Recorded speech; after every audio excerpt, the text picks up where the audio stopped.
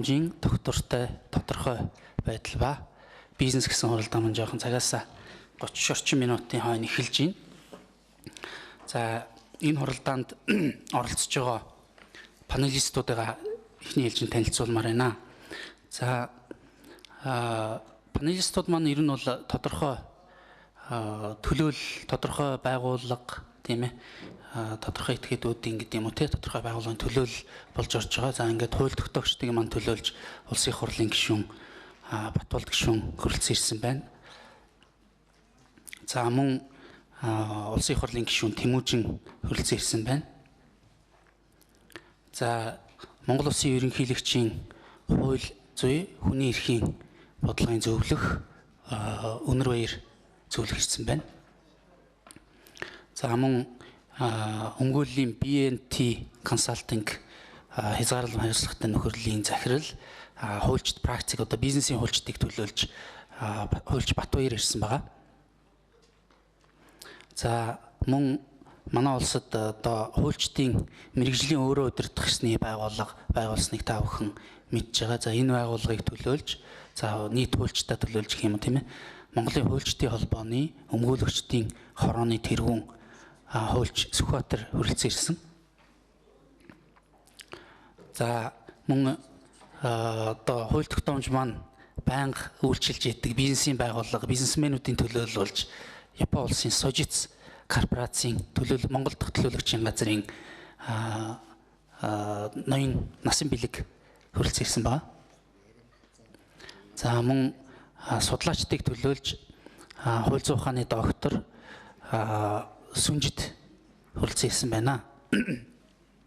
За ингээд өнөөдрийн энэ салбар хуралдааныхаа дүрмийг товчхон танилцуулъя гэж бодож байна. За нэгдүгээрт энэ хуралдаа маань одоо өдөх илтгэлээр эхлэх юм.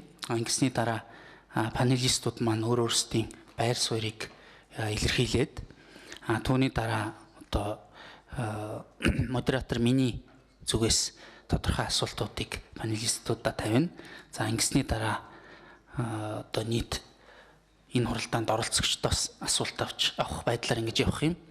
За нийт одоо панелистуудын үг хэлэх хугацаа нь ойролцоогоор 3 минут. За асуулт тавих хугацаа 1 минут гэсэн ийм дүрмээр явах юм аа. За нэгэнт одоо өнөөдрийн хувьд бол энэ Монголын эдийн засгийн форумын одоо төгсгөлийн өдрийн хуралдаан өдөр учраас нэгдсэн хуралдаан явагдахаар байгаа. Нэгдсэн хуралдаан маань тогтсон цагтай хоцорж эхэлж болохгүй учраас бид нар энэ салбар хуралдаанаа урд төлөвлөсний дагуу 3 цаг 30 минут гэхэд дуусгахаар төлөвлөж байна. За ингээд өдөх одоо илтгэл гэж нэрлэх юм уу да. Тэр зүйлээ би өөрөө нийт оролцогчдод танилцуулах юм аа.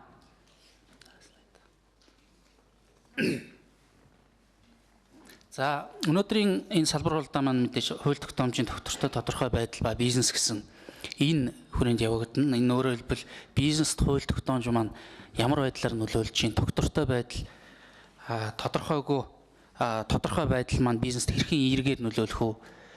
Эсрэгээр докторгүй хууль тогтоомжийн докторгүй байдал, тодорхойгүй байдал маань бизнест ямар байдлаар нөлөөлж ийнэ гэдэг талаас нь ярилцахаар төлөвлөж байгаа. За ингээд энэ илтгэлийнхаа хүрээг нэгэн тэнд зөвхөн хуульчд биш бизнесмэнүүд маань ч гэсэн оролцож байгаа учраас энэ одоо өнөөдрийн энэ салбар хуралдааны ярилцах хүрээг нь ярьчихсан зүйтэй байх. За хууль тогтоомж гэдэгт бол ер нь юуг багтааж үздэг вэ гэхээр улсын хурлаас баталсан хууль, тэрнээс гадна төрийн захиргааны байгууллагаас гаргасан нийтээр дагаж мөрдөх хэм хэмжээ багтаж явдаг. Тийм учраас яамдын дүрм журмын түвшин ч гэсэн энэ одоо асуудал манай салбар хуралдаанд хамааралтай юм байна. За доктортой байдал гэдэг маань ерөн зүгээр энгийн хугтгуунаар бол өөрчлөлт гэсэн үг шүү дээ, тийм ээ. Хууль болон дүрм журмын өөрчлөлт. Тэгэхээр энийг бид нар юу гэж ялгаж өнөөдөр ярихаар төлөвлөж байна вэ гэхээр доктортой байдал гэдэг нь эерэг өөрчлөлтийг, докторгүй байдал гэдэг нь нийгэм цөрөг өр дагавар дагуулж байгаа ийм өөрчлөлтийг гэж ойлгоод явхад бол болохоор баха. За ер нь бол тодорхойгүй байдал гэсэн энэ төлхөөрөг манай салбар хуралдааны нэрэнд байгаа. Энэ тодорхойгүй байдал маань яагаад энд орж ирсэн бэ гэхээр тодорхойгүй байх маань өөрөө логик үр дагаврын хувьд бол тогтворгүй байдалтай шууд холбогдох юм аа. Тодорхойгүй байгаа учраас энэ хууль маань болохгүй байна, энэ дүрм журм маань болохгүй байна гэд нөгөө одоо дүрм журм хуулиндаа гар хүрэх гэдэг ийм тохиолдол бас бичгүй байна гэдэг энэ хүрээнд байна. За ер нь бол яг хууль тогтоомж гарлаа гэхэд бид нар бол шууд ойлгогддог логик агуулга нь юу вэ гэхээр за дүрм журм батлагдлаа. Энэ бол заавал дагаж мөрдөгдөх ёстой. Тийм ээ. Тэгэхээр энэ дагаж мөрдөгдөх ёстой гэдэг энэ хүчин чадлынхаа шинжээрээ тийм ээ. Тэр хууль тогтоомжийг шинээр батлагдсан хууль тогтоомжийг дагаж мөрдөхийн тулд бизнесийн байгууллага тодорхой бүтцийг байгуулах хэрэгтэй болдог тохиолдол бий. Эсвэл тодорхой зардал нь нэмэгддэг бизнесийн байгууллагын эсвэл хүн хүч шаардлагатай байдаг. Нөгөө талаасаа энэ хууль тогтоомжийг дагаж мөрдүүлэхийн тулд за манай тохиолдол бол төр их тохиолдол байдаг. Дагаж мөрдүүлэхийн тулд түүнийг хянжаах ёстой. Хэрвээ зөрчих юм бол хариуцлага хүлээлгдэг ийм тогтолцоо байх ёстой. Тэгэхээр аль талдаа бизнес эрхлэгчийн хувьд ч гэсэн за мөн энэ төрийн хувьд ч гэсэн тодорхой ресурс нөөцийг шаарддаг юм байна. За ийм зүйлийг бол бид нар нэгдүгээрт мэдж байгаа. За дараагийнх нь бол одоо байгаа олон нийтийн болон мэрэгжлийн хүрээнийхний сэтгэл зүй ямар байгаа вэ гэхээр энэ бол би зүгээр өдөөх зорилгоор ярьж байгаа зүйл. Парламент бол хуулийг өөрчлөх, шинээр батлах ийм сэтгэхүй дамгаалж гин удаа гэсэн ийм зүйл харагдаж байгаа. Нөгөө талаасаа хуульчид нь бол энэ хууль тогтоомжийн байнгын өөрчлөлтөд тасцсан байна гэж харагдаж байна. За би нэг баримжаа тооцоо гаргаж ирсэн. 1992 оноос 2006 он хүртэл батлагдсан нэмэлт өөрчлөлт орсон хүчингү болсон хуулиудын тоог тэр хугацаанд нийт ажлын өдөрт нь хуваагаад үзсэн чинь өдөртөө ойролцоогоор ажлын өдөр шүү. Өдөртөө ойролцоогоор 3 хуульд нэмэлт өөрчлөлт эсвэл шинээр хууль баталж исэн ийм зүгээр механик тоо гарч байгаа. Тэгэхдээ улсын хурал маань 7 хоногт ажлын 5 өдрийн 2 өдөрт нь л чуулган явагддаг. Өөрөөр хэлбэл хууль батлах бололцоотой. Тэгэхээр энэ маань ерөнхийдөө бол яг хуульчдын хувьд маш их одоо ачаалал өгж ийн гэж гадныхан тэр үед би нэг гадныхаа найз нөхдөд ярьж байсан. Тэгэхэд энэ бол маш их өөрчлөлт байна гэдэг ийм зүйлийг хэлж байсан юм ба. За дараагийн нэг зүйл бол бид нар ялангуяа бизнесийн холбогдлолтой энэ хууль тогтоомжийн хувьд суралцах үйл явцтайгаа холбоотойгоор энэ хууль тогтоомжийн тогтворгүй байдал бий болоод байна уу гэдэг ийм зүйл санагдаж байгаа. За энийг би юу гэж ямар жишээгээр тайлбарлаж болох вэ гэхээр компани тухай хууль маань нийтдээ 4-5 удаа өөрчлөгдсөн байдаг. Эхний ялангуяа 2 одоо батлагдсан хууль нь бол концепцийн хувьд их алдаатай байснаас болж өөрчлөгдсөн юм байна. Тэгэхээр яг бид нар нэгэнт өмнөх нийгэмдээ бол хувийн өмч байгаагүй одоо хувийн өмчтэй болсон учраас одоо тэр түүнтэй холбоотой харилцааг эрх зүйн хувьд зохицуулах ийм одоо зүйлд суралцах, дэлхийн нийтийн энэ бизнесийн дэг журамд суралцах, тэрийг ядахтаа ойлгодог болох ийм шаардлага үүсэж байгаа. За энэ суралцах үйл явцтайгаа холбоотойгоор бид нар одоо өмнөх 25 жилийн хугацаанд хууль тогтоомж өөрчлөлт орж явжээ гэж. За энэ үр дагаврын хувьд хууль тогтоомжийн хувьд тогтворгүй гэдэг ийм нэр зөөх шалтгаан болсон байхыг үүсэхгүй байна.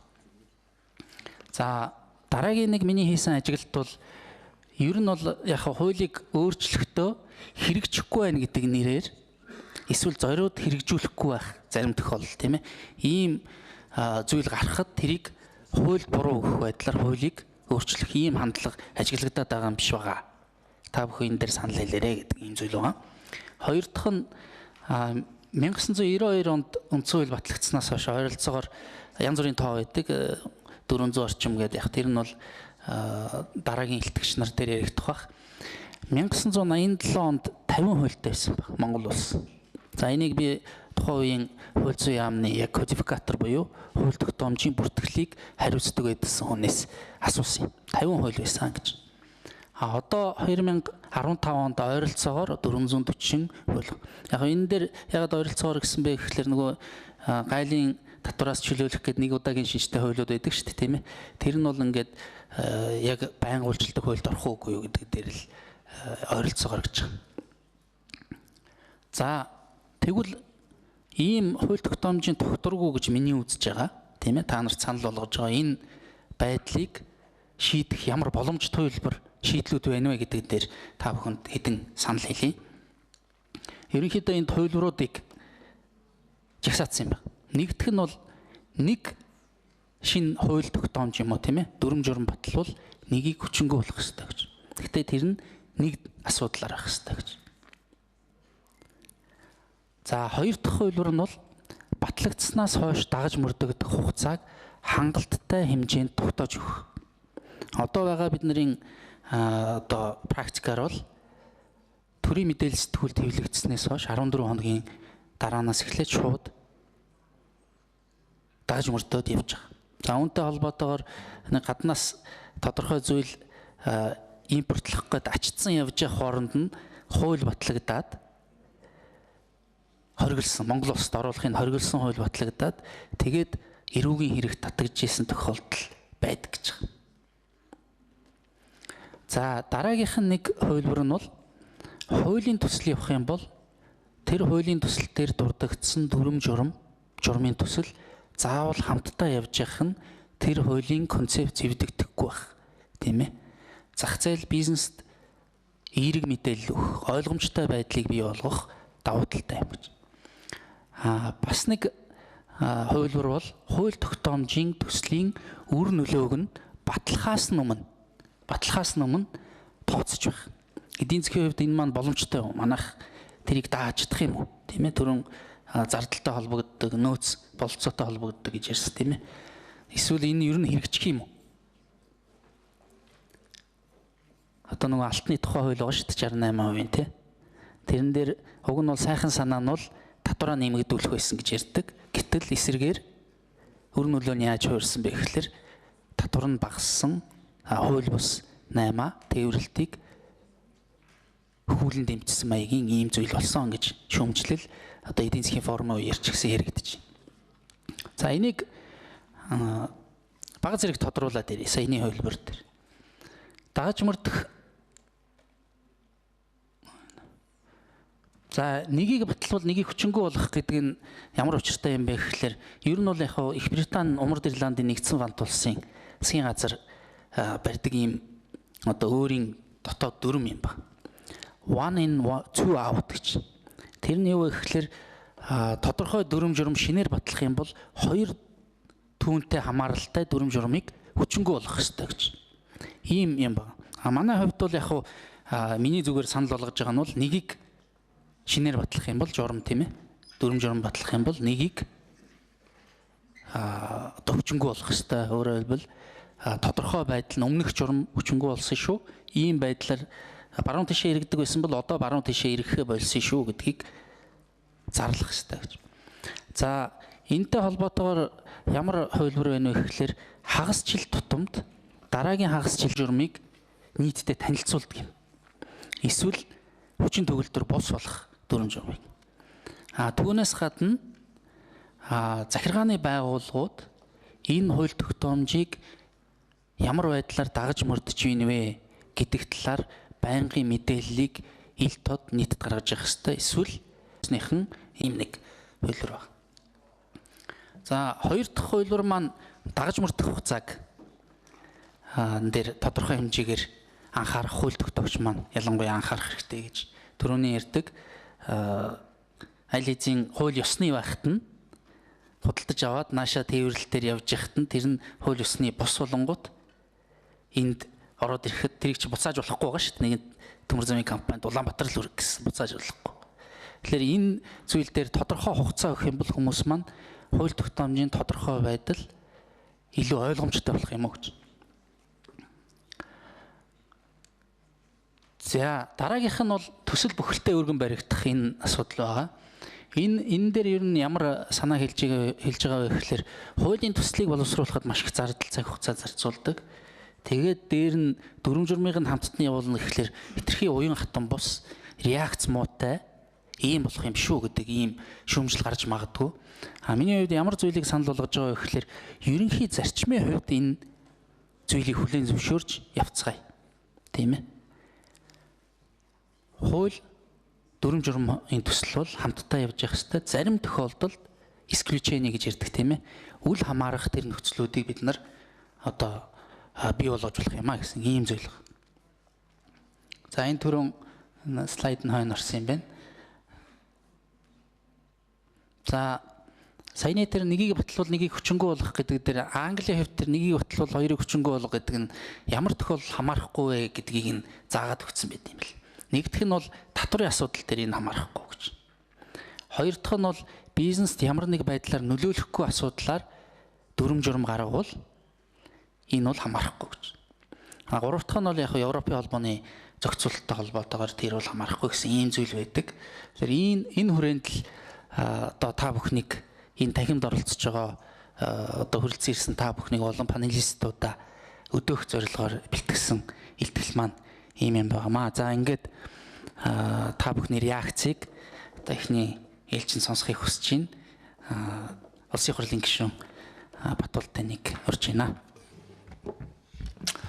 Та бүхний өдрийн амгаланг айлтгая. Энэ жилийн манай эдийн засгийн форум бас нэлээд өргөн хүрээнд оролцогч нар идэвхтэй сайн явагдаж байна гэж миний хувьд харж байгаа. Би парламентын гишүүний хувьд парламент дахь энэ хууль тогтоомын тогтвортой байдлын талаар нэг хэдүү хэлье гэж бодож байна. Манай Тэмүүжин сайд бол хууль зүйн сайд байсан учраас засгийн газрын хүрээнд дүрм журмын талаар юм хэлэх байх гэж бодож байна. Наатаха буулгач мэд ахын 3 минут ойлгох наач их дарамттай. Их том тоо тавьчаад хараалаад байдаг.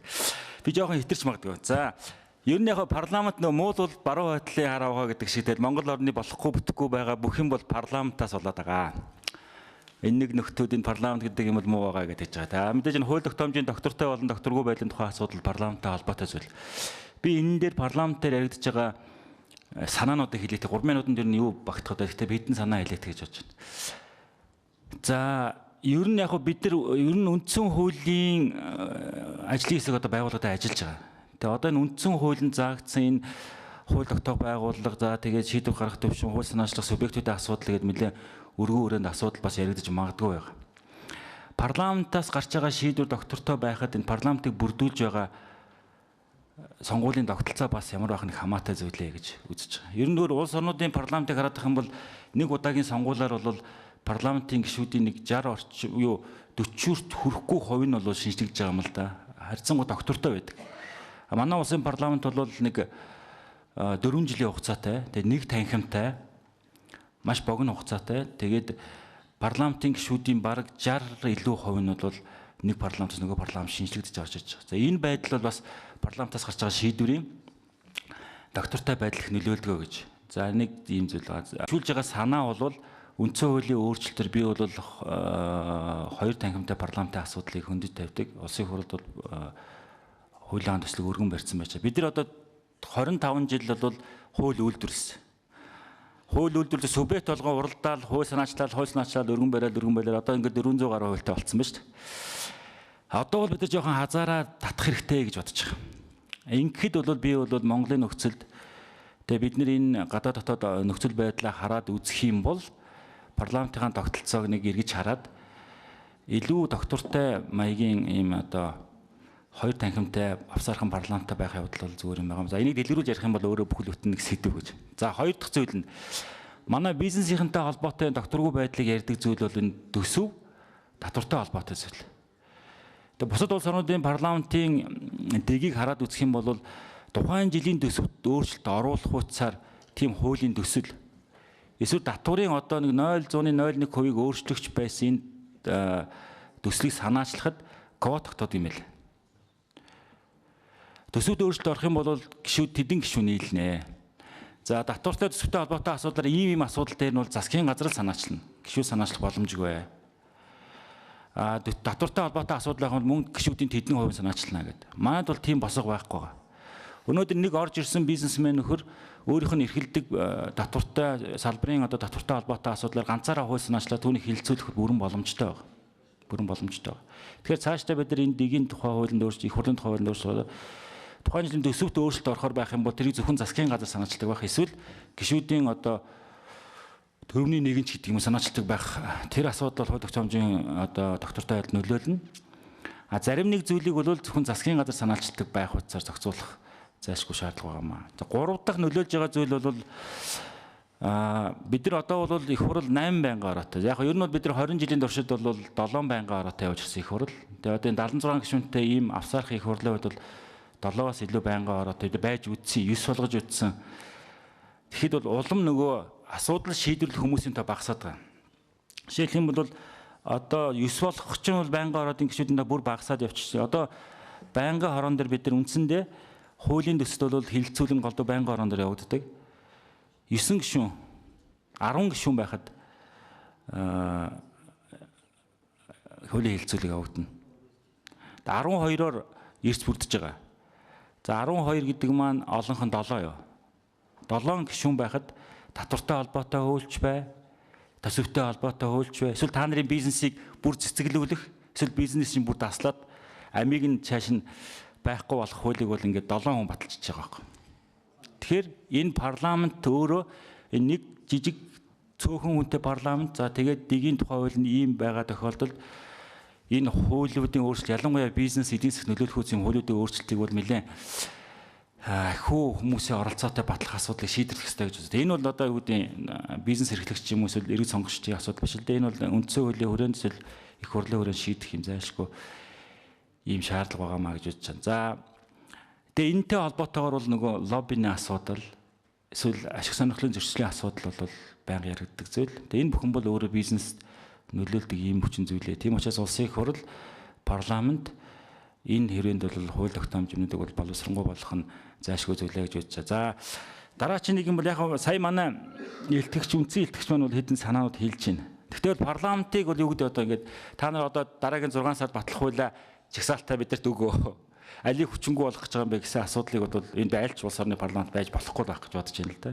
Тэр бол ёстой парламентын өөрийнх нь бүрийн эрхийн асуудал.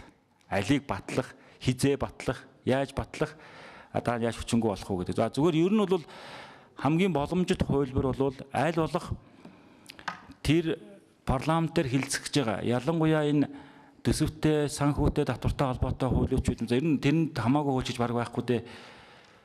Аль болох тэрийг нөгөө нийтэд мэдээлэх, саналыг нь аль болох авах. Одоо нөгөө иргэний танхимч гэдэг юм уу, энэ эрх зүйн салбарын бусад юмудаар хамаарч, эсвэл энэ мэргэжлийн холбоодоор хамаарч саналыг нь авах. Тэр саналыг нь парламентын байнгын хороод дээр саналыг нь авч тусах асуудал дээр нэлээд өргөн хүрээнд ажиллах хэрэгтэй байгаамаа. Тэгээ манай энэ бизнесүүд сануулж хэлэхэд бол энэ мэргэжлийн холбоод манайд ерөөсөө ажиллахгүй байгаа байхгүй.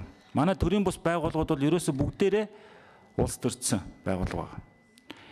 Тэгээ бид нар энэ зах зээлийн нийгэмд хэрэг амьдарч одоо ингээд цаашаа явах юм бол мэргэжлийн холбоотыг хүчтэй болох хэрэгтэй. Би өнөөдөр энэ бас форумд оролцоод дандаа бизнес эрхэлдэг улсууд байгаа гэж бодож байна. Эдийн засгийн холбоотой. Тэгэхээр мэргэжлийн холбоод хүчтэй болохгүйгээр тэд нар тэр улс төрөөс ангид яг цэвэр мэргэжлийн зарим нэгэн одоо эрхээ засгийн газраас аваад түүнийг өмнөөс нь хэрэгжүүлдэг, зарим нэгэн зөвшөөрлөө өөрсдөө олгодог бол мэргэжлийн холбоод хүчтэй болохгүй бол мэргэжлийн холбоотой оронд зөвхөн улс төрсөн хэдэн хүний ашиг сонирхол яваад байгаа учраас энэ хууль тогтоомжийн бас тогтвортой айл нөлөөлж байгаамаа гэсэн нэг. За ийм л зүйлийг хэлээ дээ. Цаг бага учраас боллоо, баярлалаа. За баталд гишүүнд баярлалаа. За улсын хурлын гишүүн Тэмүүжин таныг саналаа хэлээч гэж асууж байна. Бизнесийн орчинд нөлөөлж байгаа хууль тогтоомжууд түүний доктортой байдлын тухай гэдэг энэ сэдвтэй холбогдуулан ярихын тулд манай энэ хуралдааныг удирдах зохион байгуулж байгаа хүн маань 2-3 байр суурь илэрхийллээ л дээ. Тэр 2-3 байр сууриас саналд нийлэх нь ч байна, нийлэхгүй нь ч байна. Нэгдүгürt бол бид бол шилжилт хийж байгаа улс орн.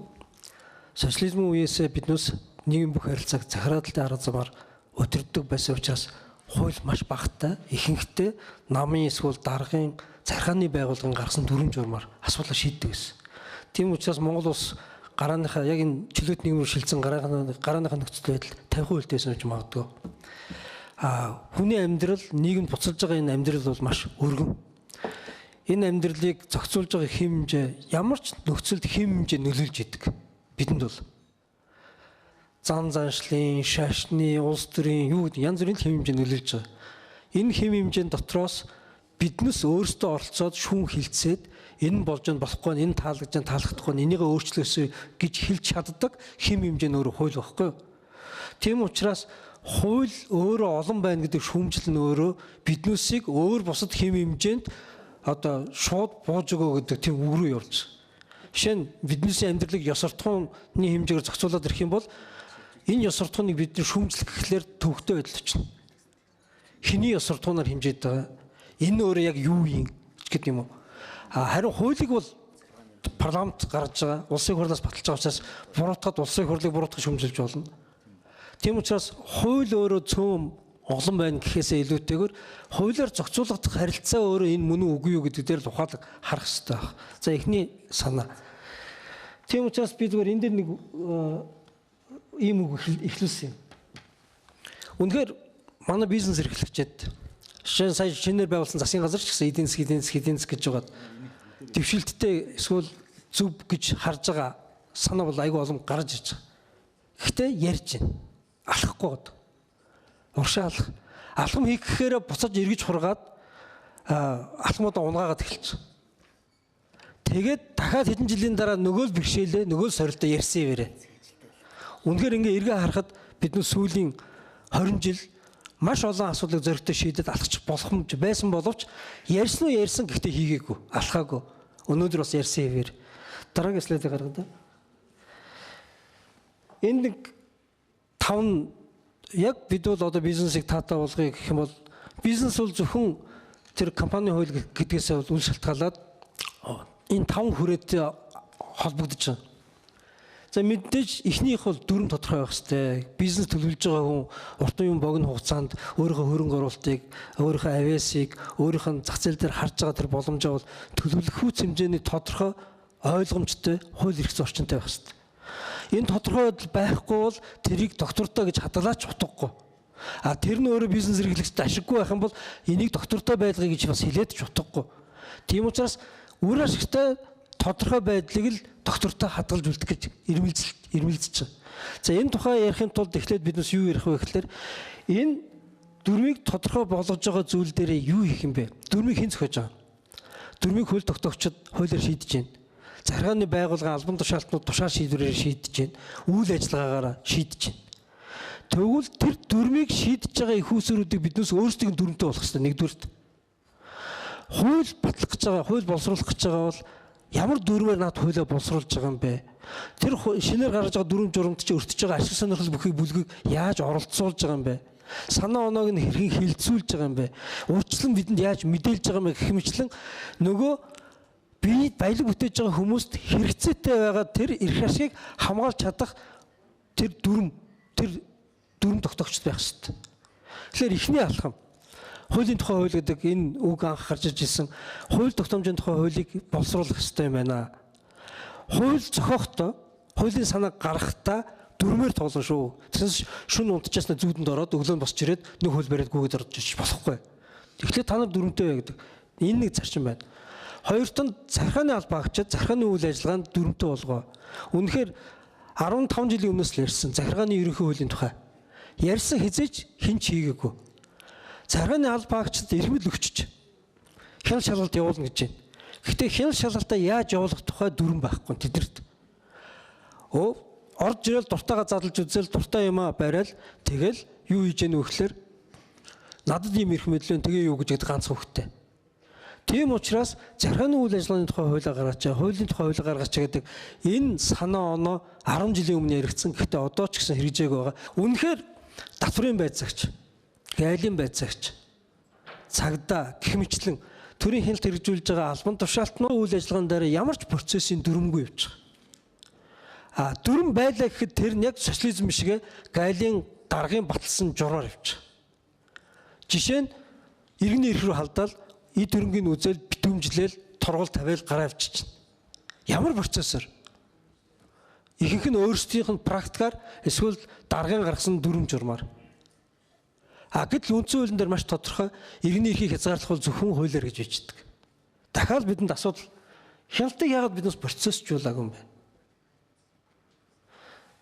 Гуравт нь процессын шударгаас үнэхээр Би бизнес эрхэлж जैन дүрм тодорхой байна. Би төлөвлөө явсан чинь хяналт хийж байгаа нөхөр орж ирээд надад таалагдахгүй эсвэл надад одоо миний эрхтэй хүндсэн байдлаар үйл ажиллагаа явуулчлаа. Маргах гэхээр энэ процесс өөрөө хуульчлагдаг бол нөгөө хүнд хэрэглэх хууль нь байхгүй болчихсон. Биднээс хуулийг зөвхөн төр хэрэглэдэг гэж бодож болохгүй. Хуулийг зөв өнцгөөс нь бичих юм бол иргэд аж ахуй нэгж хуулийг хэрэглэх замаар төрийг өөрийнхөө өмнө авчирч өөртөө үйлчлүүлэх жолооч хуурайж байгаа. Тийм учраас энэ процессын шударгас төртөө маргаж байна. Хин нэгнтэй маргаж байна. Маргааны өмнө үр ашигтай шударгаар шийдвэрлэдэг тэр процесс өөрөө байна гэдэг асуух хэрэгтэй. Гэтэл үндсэн хуулийн дээр шудар шүүхэр шүүлнэ гэлцсэн. Тэрийгэ бүгдээрээ хэн нэгэн албаасаар томилогдсон шүүгчнэр хийдэг ажиллагаа бодсон болохоос үйл ажиллагаа гэж ерөөсө бодохгүй. Одоо процесс шударгаас байна уу? Процесс намайг хамгаалах боломж надад нээлттэй байна уу? Процесс миний төлөвлөсөн, миний төсөөлсөн тэр харилцаа шударгаас юм а гэдгийг хангалттай үндэстэйгээр тайлбарлах боломжийг надад олгож байна уу?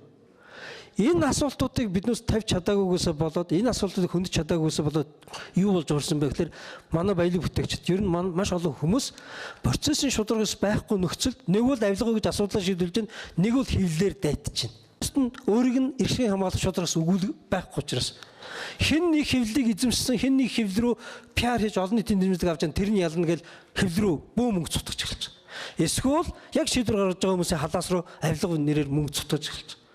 Энэ өөрөө монголчуудын хувьд бас үнэхээр бизнест үр ашиггүй хөрөнгө оруулалтаа бизнес рүү хийж болох гэсэн мөнгийг нэг бол авилга руу, нэг бол хэвлэл рүү зарцна гэдэг чинь дахиад үр ашиггүй төлөвлөлт гэсэн үг шүү дээ. За энэ процесс гарна. Процессын шударгаар шүүлгэх энэ процесс чинь зөвхөн төрийн шүүхтэй холбоотой асуудал биш ээ. Баялаг бүтээгчдэд төрийн шүүхээс өөр сонголтууд нээлттэй байх ёстой. Шудраг шүүхийг сонголтоо болгох гэдэг энэ зарчим бол шүүхэд очихоос гадна би арбитр, эвлэрүүлэн жуулчлах гэх мэтлэн альтернатив хувилбаруудаа өөртөө зэвсэг болгож ашиглах тийм боломж нээж өгөх ёстой юм аа. Тэгэхгүй би төрийн тогтоодсон шудраг усны хэмжүүрээр төр шудраг гэж үзэж байгаа төрийн шүүхтээр монопол байдлаар маргаанаа шийдүүлнэ гэдэг бол баялаг бүтээгчдийн хувьд бол айлгын сөрдөлтөөр авчиж байна. Нөгөөдөл нь төрийн нэрээр баялаг бүтээгчийг гогдож байгаад тонож дээрэндэж эхэлж байна. Тийм учраас гэрээний эрхчлөө гэдэг энэ зарчмынхаа үндсэн дээр би уучлаарай төрийн шүүгээр очихгүй, би арбитр руу очино.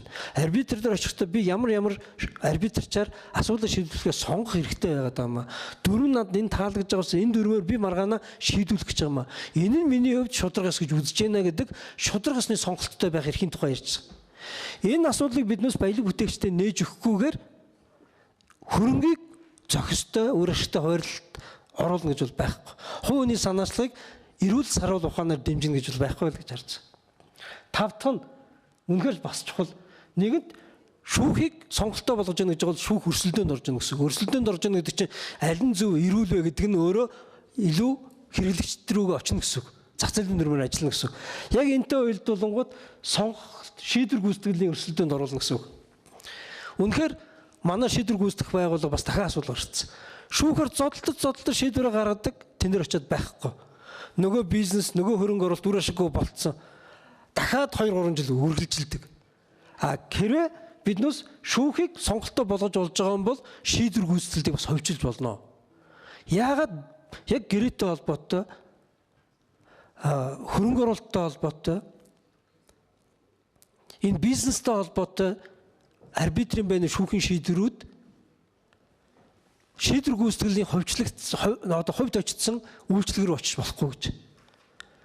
Үнэхээр шүүхээс гарсан шийдвэрийг хэн үр ашигтай хурдан хэрэгжүүлж чадж байгаа тийшээ л шийдвэрээ барьж очиж шít. Тэгэл тэндээс хувь аваг. Энэ бол нөгөө мөнгөний эргэлтийг маргаанаас болоод зарцж байгаа тэр эргэлтийг хурдсах хамгийн чухал хэрэгсэл гэж харж байгаа. Энэ тав алхам. Дүрмийг тодорхой байлга, хяналтыг процессжуул, процессын шударгасыг ханга, шудраг шүүхийн сонголтыг бий болго, сонголт шийдвэр гүйцэтгэлийг өрсөлдөөнд оруулна гэдэг энэ тав. Энийг дагуулад өмнөх засгийн газар дээр бол хэд хэдэн хуулийн төсөл боловсруулагдсан байсан. Хяналтыг процессжуулахын тулд хууль сахиулах үйл ажиллагааны тухай хууль гэдэг тусдаа хууль бичиж ирсэн. Процессын шударгасыг хангахын тулд хээрэн буюу шүүхийн хилцүүлэгт тулгуурласан шүүн таслах үйл ажиллагаа гэдэг шинэ зарчим орж ирж ирсэн. Шудраг шүүхийг сонголтоо болгох гэдгээр арбитрийн хууль бол эвдрүүлэн жуулчлах гэх мэт томоохон хуулиудыг шинжилгээ хийж ирсэн. шийдвэр гүйцэтгэлийг өрсөлдөөнд оруулахын тулд ял нийтлүүлэх үйл ажиллагаа болон шүүгэн шийдвэр гүйцэтгэх гэдэг энэ хоёр үйл ажиллагааг тусдан салгаж байсан. Одоо бол манайд бол шүүгэн шийдвэр гүйцэтгэх байгууллага зориулсан хууль байгаа. Энийг нь үйл ажиллагааны хууль болгож хувиргаад шүүгэн шийдвэр гүйцэтгэхтэй холбоотой асуудал дээр гэрээлэх байдлаар хувийн компаниуд хийх боломжийг нээх тийм зорилготой шинтгэл явуулж байгаа. Ийм алхмуудын тусалцаатаар биднес бизнесийн орчинд төрийн хүнд суртал, ойлгомжгүй байдал, төрийн дурд зориг, нөгөөтэйгөр өөрөө дураараа шийдэж мэдэх гэж оролддог энэ одоо хит төрийн активист гэж хэлж болох бах. Одоо санаачлагтай үйл ажиллагааг нь хязгаарлаж харин иргэний болон баялаг бүтээгчдийн санаачлагыг хамгаалж өргөмжлөх орчин бүрднэлгэсэн төлөвтэй харж ирсэн юм аа. За, Улсын хурлын гишүүн Тэмүүжин танд баярлалаа. За, панелистуудаа анхааруулж хэлэхэд цагаа сайн бариарай. Цаг маань хязгаарлагдмал байгаа учраас 3 минутынхаа хугацаанд санаагаа илэрхийлээрэй гэж хүсэж байна. За, одоо Монгол Улсын ерөнхийлөгчийн зөвлөх өнөр хоёр таныг урьж байна. Тэгээ манай хууль зүйн үндэсний хүрээлэнгээс нэг статистик гаргасан байлээ. Монголын хуулийн хамгийн гэдэг. Хамгийн олон өөрчлөгдсөн хуулийн 23 жилд аж ахуйн нэгжийн тусгай зөвшөөрлөнт хууль байсан. Дээрээс нь ашигт малтмалын хууль удаад нь давхиж илээ. Тэгээ энэ хоёр бол яа харахгүй төндөгж байгаа нөө бизнес эрхлэгчид маань хөрөнгө оруулагчид нартай маань одоо яг тулгарч идэг гол хууль нь энэ хоёр бол хамгийн доктортгүй хамгийн шалгарсан байсан. Нөгөө талд нь хамгийн доктортой үйлчилж ирсэн хууль нь юу вэ гэхээр голдуу нийгмийн халамжтай холбоотой тэтгэвэр тэтгэмжтэй холбоотой хуулиуд байт юм бэл. Тэгээ эндээс бол үнэхээр Монгол улс бол баялаг бүтээгчтэй энэ хөрөнгө бий болгож байгаа хөрөнгө оруулагчтай эдийн засгаа тэтгэдэг эрх зүйн орчинтой биш. Ерөнхийдөө бол доотлол нь жоох орж ирсэн мөнгөө тараачдаг, халамжид өгдөг тийм л хуулийн системтэй болцсон байна гэдгийг нэг талаас харуулж байгаа л гэж. За нөгөө талаас бас нэг юм бол өнөөдөр бизнес эрхлэгчтэй хамаатай нэг мянгаад засгийн газрын тогтоолоор болсон журмууд байдаг. Захиргааны хэмжээ тогтоосон агш бид нэр хуульчдын хувьд ярьдаг. За энэ журмууд бол үнэхээр нэгдсэн стандарт байхгүй. Тийм учраас бол аж ахуйн нэгжүүдийн бүртгэлтэй өөр юу гэдэндээ бизнесүүд үйлчлэл болгохын тулд тэр бүхэн явж очиж тэнд л тулж байгаа. Тэгээ энэ дүрм журмуудыг бид нар нэг стандартанд оруулъя гэдэг утгаараа захиргааны эрх хуулийг өгөн санаачилсан. Тэгээ энэ журмууд бол бүгд хүчингү болно, бүртгэдэг асуудлууд нь хуулийн дагуу болно. Дээрээс нь бол ил тод байдалтай холбоотой аягүй бол асуудлууд нь оруулж өгч байгаа. За Батолд гишүүн бас хэллээ л да одоо мэргэжлийн холбоод ажиллаа хийхгүй гэж. Би бол бас тийм биш гэж харж байгаа. Хийх хуулийн орчин хангалттай бүрдүүлж өгч чадаагүй маа үнэндээ. Хашаагааны хаалгыг төгсчээд одоо та нар даваад ороод тэр гэж хэлж болохгүй. Тэгэхээр бол яг захиргааны эрх хууль дээр бид нар захиргааны гэрээ гэж зүйлийг шинээр оруулж өгч байгаа. Заавал захиргааны нэг шийдвэр гаргуулж аж ахуйн нэгжүүд үйл ажиллагаа явуулдаг биш. Захиргааны гэрээлэх замаар гэрээ байгуулах замаар мэргэжлийн холбоодоор ажил гүйцэтгүүлдэг тийм хэлбэрийг хуульчилж оруулж өгч байгаамаа.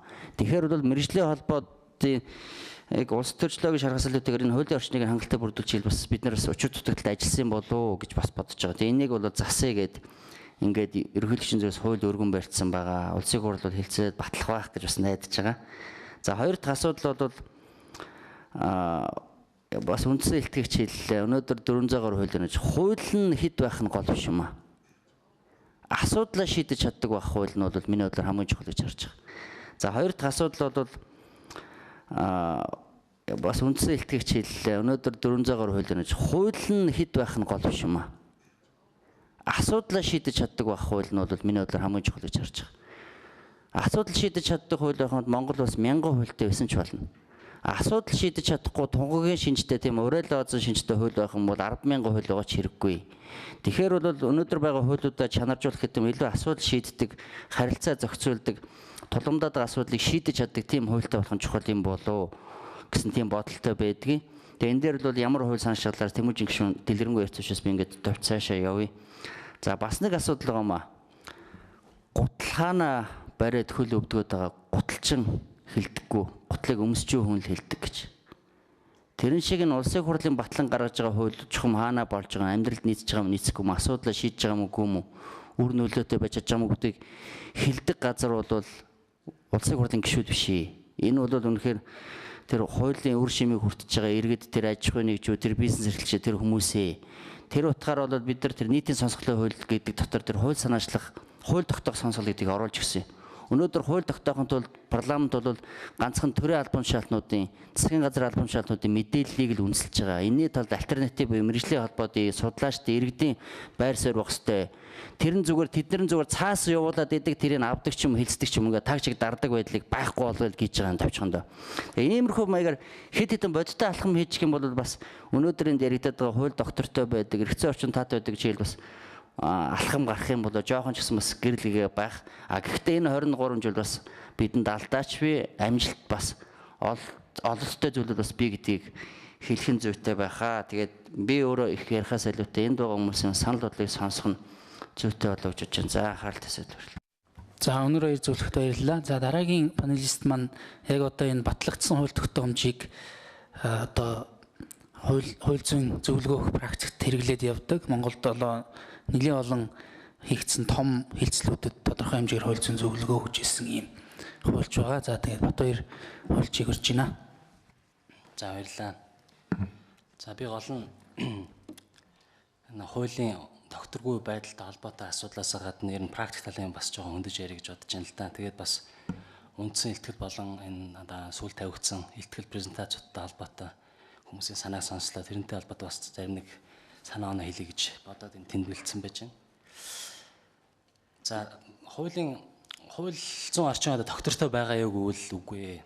Одоо тогтворгүй байгаа гэдэг нь бол хүн болгонд ойлгомжтой байгаа. Тэгээд миний ойлгож байгаагаар бол тогтвортой байна гэдэг нь одоо зохистой ийм зохицуулалт харьцангуй тийм удаан хугацааны туршид одоо үйлчлэх боломжтой байх хэвээр тийм энэ шалгуур хангагдчих хэвээр гэж ойлгож байгаа. Гэхдээ манайд бол ийм бол байхгүй байгаа. Гэхдээ бол энэ зохистой зохицуулалт нь хуулийг одоо өөрчлөх, сайжруулах шаардлагыг бол үүсэхгүй. Энэ хоёр бол бие бинийгээ үүсэх ёсгүй гэсэн тийм одоо үндсэн нөхцөл хангагдчих хэвээр болов уу гэж ойлгож байгаа. Тэгэд ер нь бол энэ хууль тогтоомжийн тогтворгүй байдал нь одоо бизнес эрхлэгчдийн хувьд ерөөсөө урьдчилан тооцоолох боломжгүй тийм нөхцөл байдлуудыг ерөөсөө ямагт үүсгэж идэг л та. Тэгээ хууль тогтоох байгууллагын одоо хувьд хэлэхэд бол тийм ээ сүүлийн жилүүд батлагдсан хуулиуд харах юм бол ерөнхийдөө бизнесийн орчныг хязгаарласан, гадаадын хөрөнгө оруулалтыг хязгаарласан, төрийн оролцоог одоо давангаа байдал төрийн оролцоод олгосон тийм ээ ийм хуулиуд нэлээд их төлхөө гаргах болсон. Энэ бол бизнес эрхлэгчдийн хувьд бол одоо шууд сөрөг нөлөө бий болгоод байгаа. Тэгээ эдгээрийн шийдлийн тухай дөрөв одоо өмнөх хэлтгэгчд маань хэллээ л дээ. Одоо жишээ нь хуулийн тухай хууль. Би энийг бол маш зөв санаа гэж бодож байгаа. Хууль хамгийн анх одоо төсөл нь өргөн баригдаад хэлэлцэгдээд батлагдах бүх шатанда тийм хуулинд байх хэвээр хууль болохынхаа өмнө хангах хэвээр тулгуур шалгуурууд зайлшгүй байж хэвээр тэнд. Тэгэл хамгийн түрүүн бол мэдээж судалгаатай байх хэвээр. Одоо зүгээр практик жишээ хэлэхэд бол юу л да одоо чинь хөрөнгө оруулалтын тухай хууль гээд 2013 онд батлагдсан. Тэгээд энэ хууль бол нэлээд сайн сур судалгаа сайн хийгдээд ингээ орж ирсэн боловч их хурлын чуулган дээр яг хэлэлцэх явцад нөгөө судалгаагүй тийм одоо юу гэдэг юм байлын золиос болол зарим заалтууд ингээл гажил явчихж байгаа юм л да. Тийм тухайлбал одоо юу гэдэг хууль санаачлагчнаар орж ирэл гадаадын хөрөнгө оруулалтын компани өөрийн хөрөнгөний доод хэмжээ $100,000 байх ёстой гэж хэлэхэд нэг гишүүн $100,000 хөрөнгө оруулалт гэж үзэх үү гэхэд л нөгөө хүн тэр доор нь за энийг ерөөсөө хувьцаа эзэмшдэг бүрээ $100,000 болё гэдэг асуудал тэр доор нь амлалтаа өгөөл магадгүй би ойлгож байна л да хууль санаачлагчийн тодорхой буулт хийх шаардлагатай байдаг бах тэр тохиолдол. Гэхдээ энд бол бас нэг судалгаатай хандлага гэдэг юм чинь хаягдчихад байгаа байхгүй. Тэгэхээр практикээр яг яаж юм гэхээр гадны хөрөнгө оруулагч одоо чинь компани 25% эзэмшиж байгаа бол одоо Монгол хувьцаа эзэмшиж $750,000 $100,000 оруулж байгаа л тийм тэрнээс одоо 3 дахин илүү хэмжээний хөрөнгө оруулалт хийх хэрэгтэй ийм нөхцөл байдал үүсчихэд байгаа байхгүй. Тэгэхээр ийм одоо судалгаагүй хандлагын одоо эсрэг үр дагаврууд бол одоо маш их байгаа тийм. За тэгээд тийм тоглоомын дүрэн бол тодорхой байх ёстой гэж түрүүн хэлсэн. Тэр бол маш зөв санаа. Тэгээд ер нь бол судалгаатай хандлагатай холбоотойгоор зүгээр миний бодлоор 2000-аас 2000 оны дунд үе хүртэл одоо нөгөө гадаад улсын засгийн газрын болон олон улсын техникийн тусалцааны хүрээнд тэ байгууллагын зүгээс санхүүжилтээр хийгдчихсэн одоо хуулийн төслүүд бол нэлээд чанартай хуулиуд батлагдсан байдаг. Тэгэхээр судалгаа руугаа эргэж ингээд миний цаг дуусчих шүү гэдэг илүү их анхаарал хандуулаад явбал энэ тогтворгүй байдлыг арилгах боломжтой гэж бодож байна. За өтөөс баярлалаа. За ингээд дараагийн панелист маань хуульчдын өөрөө удирдах ёсны байгууллагыг төлөөлж хуульч Сүхбаатар байр суурьаа илэрхийлэхээр байгаа. Файлыг гаргах уу яах вэ?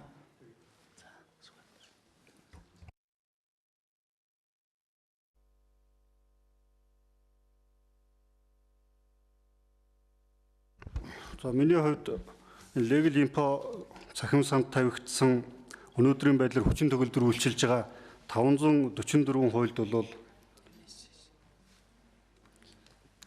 544 хуульд бол ингээд юу хийж үзлээ.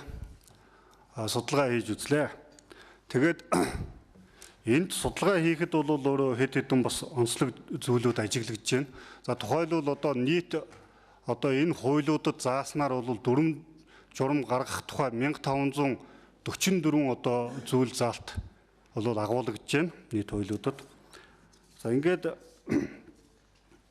дараагийн энэ 1544-ийг гээд шүүлт хийгээд үзэхээр бол 890 орчим нь буюу одоо 58% нь бол ер нь хэвлэн нийтлэгдсэн буюу олдож байна. 645 буюу одоо 42% нь бол огтоос олдож өгөхгүй энэ дүрм журмуудыг. За энийг бол бид бүхэн яг хоёр шалтгаантай гэж үзэж байгаа. Нэгдүгээрт бол батлагдсан боловч одоо хэвлэн нийтлэгдэж гаргаагүй ширээн дотор байж явах магадaltaй. За хоёрдугаарт бол огт батлагдаагүй үлдчихсэн ийм шалтгаан бол байгаа. Гэхдээ энийг бол зүгээр бас яг мэрэгжлийн хуульчид хайж үтсэн гэдгийг бас та бүхэндээ хэлхийг хүсэж байна. Бас зүгээр сонирхогсон хэн нэгэн бол биш. За ингээд энэ үр дүнд олдсон буюу батлагдсан тэр 890 орчим одоо эрх зүйн актад тухайн актыг хууль батлагдсан огнооноос нь одоо хөөгөөд ямар хугацааны дараа ер нь хуулиас хойш батлагдваа гэдгийг ингээд аваад үзэхлээр бол иймэрхүү дүр зураг харагдаж байгаа. За өөрөөр хэлбэл 1 сарын дотор хуулиа батлагдсанаас хойш 1 сарын дотор бол нийт 42 одоо дүрм журам буюу 5% нь 2-оос 3 сарын хугацаанд бол 57 дүрм журам буюу 6%, 4-өөс 6 сарын дотор бол 117 дүрм журам буюу 13%. За дараа нь 7-оос 12 сарын хугацаанд бол 168 буюу 18%. За 12 сараас дээш цааш хугацаанд бол нийт 431 буюу 48% нь бол батлагдсан гарсан байдаг. Тэр 10% буюу 94 нь бол одоо хуулийн шинжилэн найруулагдсан шинээр батлагдсан боловч өмнөх хуулийн дагуу гарсан одоо дүрм журмууд байж байгаа юм аа. За ийм зүйлүүд байгаа. Тэгэхээр энэ дээр одоо ямар асуудал байна вэ гэдэг юм мэдээж асуулт гарч ирнэ. Тэгэхээр хууль тогтоомж тодорхой тогтвортой байхын тулд өөрөө эрх зүйн орчин одоо иж бүрнээр бүрдсэн байх шаардлагатай. Зөвхөн хууль батлаад бол эрх зүйн орчин бол бүрдлээ гэж үзэхгүй. Хуулийн дагуу зайлшгүй гарах ёстой хууль заагдсан дүрм журмууд нь гарч иж эрх зүйн орчмоос нэгмэр бүрдэнэ. Тэгэхээр энэ асуудлыг даван туулахын тулд бол бас хэд хэдэн санаа байж болох юм аа. За нэгдүгürt бол дүрм журам гэхээсээ илүүтэйгээр бол хуулиндаа одоо гол зохицуултуудыг бол илүү сайн тусгаж өгж дүрм журмаа багасгах хэрэгтэй. За хоёрдугаарт нь бол хууль батлагдсан гарахад сая бас дурдгаж чинь ерөнхий хэлтгэлд дүрм журмаа бол гаргадаг энэ одоо сонголтыг бий болгох ёстой. За гуравдугаарт дүрм журам гаргах хугацааг бол бас дагаж мөрдөх журмын тухай хуулиар бол нарийн зохицуулт хийж өгөх замаар шийдвэрлэж болох бас нэг боломж бий. За дөрөвдүгээрт бол дүрм журам бичдэг одоо хэрэгждэг нэгдсэн ийм стандартыг бий болгохгүй бол одоо дүрм журам тун хэцүү болж байна. Тухайлбал 2012 онд бол байгалийн нөөц ашиглалтын төлбөрийн тухай хууль гарсан. За 13 онд бол засгийн газрын 324 дугаар тогтоол гарсан. За энэ бол яг хуу нэлээд олон зохицуулттай. Энийн нэг нь бол ашигт малтмал руу чиглэсэн зохицуулт явж исэн чинь тэрэнд нь тайлбар хийгээд иргэний зориултаа одоо зөвхөн хүний амьдран суух барилга байгууламжинд ус ашигласны төлбөр тооцохоор болоод нөгөө хямд үнэтэй орон сууц бий болгох хүргэх өөрөө тэгэхээр орчинд өөрөө саад болцсон энэ төр ийм зүйлүүд байгаа. Гэхдээ энэ их сонин зохицуулт байна лээ. Үндсэн зохицуулт хуулиараа бол дүрм журам гаргана гэж хэлсэн. Дүрм журмаа гаргахдаа бол дээр нэг ишлэл тавиад доор нь тайлбар хийгээ тэр дүрм дотроо. Энэ нь бол одоо барилга байгууламжинд хамааранч гэдэг юм уу? Уул уурхай дотор явж байгаа. Ингээд их ишлээд оруулаад ирээд тодорхойгүй байгаа даа. Тэгэхээр ийм зүйлүүдийг бол бас одоо анхаарч энэ эрх зүйн орчин бүрдүүлэхдээ авч үзэхгүй болохгүй нэ гэж. Тэгэхгүй бол хууль нь хэдийгээр сайн боловсруулалтаа хэрэгжих боломжтой боловч дүрм журамдаа чирэгдэх бас юм өнгө аяс ажиглагдж байгааг би үгээр хэлхийг хүсэж байна. За баярлалаа. За Сүхбаатар уулчд баярлалаа. За Сүхбаатар уулч маань энэ одоо салбар уралдаанд илтгэлтэй байх зорилгоор нэлийн олон материалуудыг харсан. Тэрийг бол 100 шахам гаруй хуудас юм нэг материал бэлтгэсэн. Тэрийнхээ одоо товчлол гол санааг нь тийм ээ. Саяны энэ хэдэн слайдаар маш товчхон баримт нотлогоотойгоор ингэж хэлсэн байгаа. За дараагийн панелист маань Sojits Corporation-ы Монгол тогтлогчийн газрын Насан Бэлэг байгаа. За Насан Бэлэг маань бизнесийн байгууллагын төлөө болж ер нь одоо ялангуяа мега төсөл хэрэгжүүлэхэд тийм ээ. Энэ хууль эрх зүйн доктортой тодорхой байдал эсвэл тодорхойгүй байдал маань яаж нөлөөлж ийм талаас нь бас санаа нь ойлгох хаа. За баярлалаа. Тэгээд ерөнхий сайд энэ форумыг нээж үг хэлэхдээ одоо мега төслүүд буюу энэ оюутлогоо, тавдугаар захиргааны станцын төсөл эдгээр төслүүд бол цаашаа явна, араасаа цуурна гэж бол хэлж байсан. За оролцож байгаа аж ахуйн нэгжүүдийн зүгээс ч гэсэн энэ төслүүдэд явуулж өгөөч. Энэ бас биднэрт бас хэрэгтэй байна гэж хэлж байсан. За би үүнтэй холбогдуулаад энэ мега төслүүдийг Монголд хэрэгжүүлэхэд, амжилттай хэрэгжүүлэхэд ямар хууль эрх зүйн орчин хэрэгтэй байгаа юм бэ? Энэ тал дээр бас юун дээр анхааруул зохистой байгаа юм бэ гэдэг дээр дөрвөн зүйл дээр тогтож ядъя гэж бодож байна. За манай компани өөрөө бас энэ 5 дугаар классны төсөл гэдэг энэ мега төслийг бас хэрэгжүүлээд явж байгаа. Энэ бол 1.3 тэрбумын төсөл. За ийм төслүүдийн онцлог гэж бас байдаг. Нэгдүгээр хөрөнгө оруулалтын хэмжээ их байдаг, эрсдлийн түвшин маш өндөр байдаг. Төслийн санхүүжилт гэдгээр санхүүждэг ийм онцлогтой байдаг юм яа. Төслийн санхүүжилт гэдэг нь өөрөөр хэлбэл юу гэж юм гэхээр энэний цаана бол олон улсын санхүүгийн байгууллагууд байдаг. Энэ санхүүгийн байгууллагууд нь өөрсдөө энэ төслийнхөө эрсдлийг бүхий л эрсдлийг хүлээж орж ирдэг ийм онцлогтой байдаг юм аа. За энэтэй холбогдуулаад эхний одоо миний санал одоо хэлэх зүйл бол энэ амжилттай хэрэгжүүлэхэд энэ том төслүүдийг амжилттай хэрэгжүүлэхэд, амжилттай санхүүжүүлэхэд, амжилттай биелүүлэхэд одоо засгийн газрын баталгааны асуудал маш одоо чухал асуудал болж тавигдж байна. Энэ төсөл нь өөрөө цаашаага урт удаан хугацаанд найдвартай доктортой хэрэгжиж чадах уугүй юу? Энийг гадны санхүүжүүлэгчид болон хөрөнгө оруулагчид бол маш харддаг. Энэ төсөл нь үнэхээр найдвартай явах юм байна. Асуудалгүй явах юм байна. Дид бүтсэн байгаа юм байна. Түүхийд нь байгаа юм байна. Нэг өдөр нэг байцаагч орж ирээд манай дансыг хаачихгүй юм байна гэдэг ийм итгэл үнэмшил байхгүй бол гадны санхүүжүүлэгчид болон хөрөнгө оруулагчдын хөрөнгө оруулалт хийх энэ төсөлд орж ирэх сонирхол бол буурнаа. Ялангуяа өнөөдөр бол энэ засгийн газрын юутай баталгаатай холбогдож хэлэхэд энэ болзошгүй үр төлбөр буюу энэ шууд одоо Монголын засгийн газар тэмээ төсөвтөд тусахгүй, тайлан баланстай тусахгүй ийм үр төлбөрийн одоо ийм баталгааны асуудал байдаг. Энэ асуудал бол өөрөө их бүрхэг байгаа, тодорхойгүй байгаа. Ялангуяа энэ болзошгүй үр төлбөр нь юундээ нөгөө өрийн менежментийн хуулиар тийм ээ энэ нөгөө заагт юу таазанда орох юм орохгүй юм уу? Дээр нь хэрэгжихдээ яаж хэрэгжих энэ одоо процесс нь өөрөө бас жоохон тодорхойгүй байдаг. За ингээд дараагийнхаа асуудалд орё гэж бодож байна.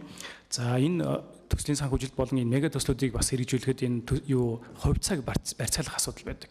Хувь цаг барьцаалах асуудал нь өөрөө хувь цаг барьцаалж болдог эрх зүйн орчин бол байх ёстой байдаг. Яагаад юм бэ гэхээр тухайн одоо төслийг хэрэгжүүлж байгаа хэрэгжүүлэгч компаниуд нь дампуурч байдаг юм уу эсвэл хэрэгжүүлж чадахгүй болдог ч байдаг юм. Ямар нэгэн асуудал үүсгэхэд тухайн санхүүжүүлж байгаа банкуд нь өөрсдөө орж ирээд степийг хийгээд энэ төслийн бүх эрхийг өөрсдөө одоо шилжүүлж авч чаддаг байх. Ийм эрх зүйн орчноор хангах ёстой байдаг. Ямар нэг юм болоход өөр хэрэгжүүлэгчийг оруулж ирнэ эсвэл өөртөө энэ төсөл цааш нь аваад явна.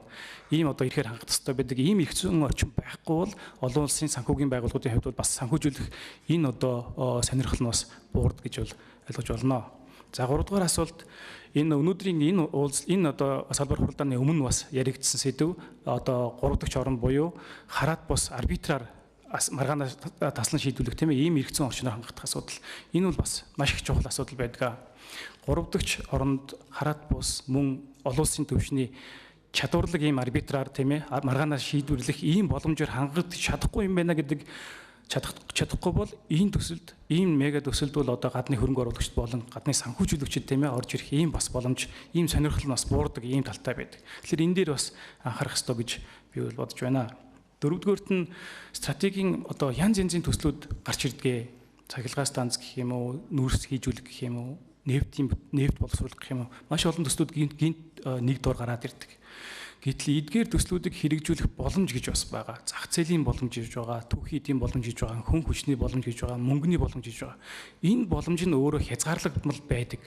Хязгаарлагдмал байна гэдэг нь өөрөө юу гэсэн үг вэ гэхээр тодорхой нэгэн төсөл цаашаа амжилттай хэрэгжинэ гэдэг баталгааг нь боруулждаг. Наа төсөл чинь үнэхээр цаашаа амжилттай хэрэгжиж чадах юм уу гэдэг дээр эргэлзээ төрүүлждэг. За ингэж эргэлзээ төрсэн тохиолдолд гадны хөрөнгө оруулагчид болон гадны санхүүжүүлэгчид тодорхой нэгэн төсөл дээр тийм ээ бүх одоо ресурсоо одоо оруулаад орж ирэхгүй гэвэл бас асуудал бас өрхөг болчдөг. Тэгэхээр энэ дөрвөн асуудал дээр бас анхаарлаа хандуулж хуулийн хэрэгцээ орчингоо боловсронгуй болгож явбал энэ мега төслүүд үнэхээр цаашаа бол тийм ээ араараасаа цуврна гэж бол хэлэх байна. Баярлалаа. За насан билэг танд баярлалаа. За дараагийн панелист маань судлаачдын төлөөлөл болсон. За хууль зүйн ухааны доктор Сүнжид байгаа. За таныг саналаа хэлнэ үү гэж хүсэж байна. За файлыг гаргаж.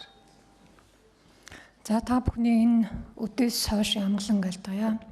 Тэгээ бид нар энэ хуулийн тоог харж байна. Нэгдүгээрт хуульчдын хувьд тэгэхээр хоёр янзын тоо явж байгаа. Нэгдүгээрт нь 544-гээд энэ нь legal info segment дээрээс харж болох Монгол улсад 40 төгөлдөр хууль. Гэхдээ эндээс гайлын татвараас чөлөөлөх тухай нэг удаагийн үйлчлэлтэй хуулийг хасах юм бол асуул 430 хууль. Одоо өнөөдөр бол 430 болсон. Энэ 2014 оны 11 сарын байдлаар 428 байсан байна. Хууль зүйн яамд бүртгэлтэй хүчин төгөлдөр үйлчилж байна. За энэ хуулиас хэдэн онд 92 оны үндсэн хууль батлагдсанаас хойш ямар хэмжээгээр хүчин төгөлдөр байдал нь хэвээр хадгалагдаж буюу эсвэл хүчингүй болж ижээ гэж харахаар 92-нд бол 16 хууль батлаад тэгээд 50-50%-тай 8 одоо хүртэл хүчин төгөлдөр хэвээр байгаа юм байна. 8 хууль нь бол хүчингүй болсон байна. 93-аас 99 оны хугацаанд буюу 6 жилийн хугацаанд нэлээд их эрчимтэйгээр хуулийг шинээр баталсан. 191 хуулийг баталсан. Эннээсээ 99 нь хүчин төгөлдөр үйлчлээд 92 хууль нь хүчингүй болжээ. За 2000-аас 2006 гээд дараагийн 6 жилийн харахаар 217 хуулийг баталсан. За эндээс 144 нь хүчин төгөлдөр хэвээрээ 73 нь хүчингүй болжээ. За үргэлжлүүлээд 2007-оос 2013 оныг харахаар 187 хууль байна. За эндээс 154 нь хүчин төгөлдөр 33 нь хүчингүй болсон байна. За 14 оны эхний 8 сарын байдлаар энэ мэдээ авсан хууль зүйн үндэсний хүрээлэнгийн судалгаа гаргасан байдлаар 34 хууль батлагдаж бүгдээрээ хүчин төгөлдөр үйлчилж байгаа юм дүр зураг харагдаж байна. Тэгэхээр яг тооны хувьд нь хэдүүлээ харахаар 430 хууль гэдэг бол нийтдээ нэг 50% нь хүчингүй болоод 50% нь хөрслөөл хүчинтэй яваад байгаа юм байна. Шинээр батлагдаж байгаа маа гэдэг ийм тоо бол харагдана. Тэгэхээр энэ дээр нэг цаашдын зорилго юу гэхээр нэгэн тогтворгүй байдал нь бизнест эрсдэл учруулах нь ойлгомжтой, энийг батлах нотлох шаардлагагүй зүйлээ гэж үзэж байна. Тэгэхээр энэ дээр цаашдын хандлагаар Тэмүүжин сайдын хэлсэн хуулийг боловсруулах өргөн мэдүүлэх журмын тухай хуульд заасан нэг асуудал нь уг асуудлыг хуулиар зохицуулах шаардлагатай юу гэдгийг заавал судалгааны үндсэн дээр батлаа гэж шаардж байгаа. Хуулийн ажиллагчаас магадгүй дүрмээр, журмаар эсвэл одоо ер нь энийг хуулиар зохицуулах шаардлагагүй гэдэг дүгнэлт судалгаагаар гарч болно. Тэрийг батлаа гэж нэгдүгээр шаардж байгаа. Хоёрдугаард хууль байх ёстой гэж үзээд төсөл боловсруулсан бол тэрнийхээ эдийн засгийн, хүний эрхийн, нийгмийн бусад өрнөлөөг нь тооцож ирээ, байгаль орчны үр нөлөөг нь тооцоо. Энэ хүчин зүйлүүдээс хамгийн тооцогдох боломжтой мөнгөөр илэрхийлэгдэх хүчин зүйл нь бол эдийн засгийн. Иргэнд ямар хохирол биш, иргэнд ямар одоо эдийн засгийн дарамт үзүүлэх юм. Би иргэний өмнө авахын тулд 10,000 төгрөг төлөх юм уу? Өшөө нэмэх нь нэмээд зардлаа тооцвол надаа яг хэд бодтойгоор ямар эдийн засгийн үр нөлөө үүсгэх, хуулийн этгээдийн хувьд энэ ямар үр нөлөө үүсгэх, төрийн байгууллагад ямар нэмэлт ачаал үүсгэх вэ гэдгийг эдийн засгийн үр нөлөө нь харуул учиртай маа. Тэгэхээр энэ бол энэ бизнес эрхлэгчдийн хувьд илүү одоо бизнес эрхлэгчд хамаатай хууль тогтоомжийг доктортой ойлгоход илүү хувь нэмэр болох заалтай гэж үзэж байна. 3 дугаарт нь хууль батлагдаад хэрэгжээд эхэллээ. 2 жилийн дараагаар хяналт шинжилгээ үнэлгээ заавал хий гэж үүрэг болгож байгаа. Одоо судалгааны байгууллагуудаас авахар харилцаа адилгүй тоо гардаг. Нийтдээ Монголд улсад мөрдөгдөж байгаа хуулиудын тал хагас нь юудгүй хэрэгждэггүй гэдэг тоо ярьдгийн. Гэхдээ тэр бол батлагдсан их сурвалж биш юм билэ. Салбараараа судалгаа хийж үзсэн байдгийн байна. Эсвэл хамгийн их бизнестэй хамаатай хэсэг дээр буюу заалт дээр тухайлан хяналт чиглэлгээ хийж мониторинг хийж үзсэн байдгийн байна. Тэрнээс нийтдээ Монгол улсад хүчин төгөлдөр байгаа хууль дээр хэрэгжиж гэнэ үү эсвэл хэрэгждэггүй мүү гэдэг хувийг бол хэлэх боломжгүй байгаа юм байна. За тэгэхээр энэ одоо дараа нь энэ хууль балсны дараа бол боломжтой болно гэсэн үг. Хуулийн заалт нь хэрэгждэггүй мүү эсвэл тухайн уг хууль бүхэлдээ салбарын асуудлыг зохицуулж чадахгүй өрнөлөөгөө байгаа мó гэдэг дээр хариулт өгч чадах юм аа. За эхний миний илүү одоо тоолгож тэмдэглэх асуудал энэ байна. Хоёр дахь асуудал нь бизнес эрхлэгчид хамаатай зүйл нь. За бидний энэ слайдын хамгийн сүүлд нь харагдаж байгаа цахилгааны хэм хэмжээ тогтоосон нийтээр дагаж мөрдөх шийдвэр 976 байна гэдэг өнөөдөр. Эндээс нэмэлт өөрчлөлт оруулсан хэсгийг нь хасвал хууль зүйн аманд бүртгэлтэй 871 гэдэг тоо байна өнөөдрийн байдлаар.